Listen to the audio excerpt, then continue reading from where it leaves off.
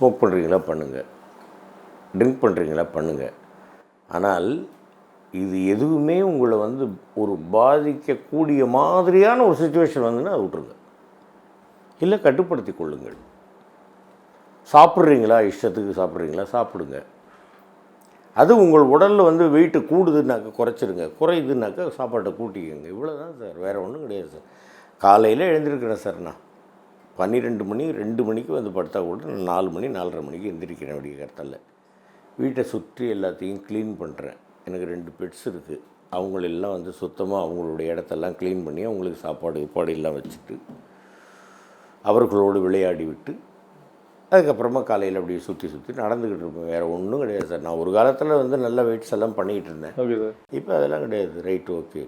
எங்கேயாவது ஒரு ஷூட்டிங் ஸ்பாட்டுக்கு போகிறோம்னாக்கா வந்து கேரவன் அங்கே எங்கேயாவது ரொம்ப தூரமாக இருக்கா, செட்டுக்கு கேரவனுக்கு ரொம்ப தூரம் இருக்கா, ரைட், ஓகே.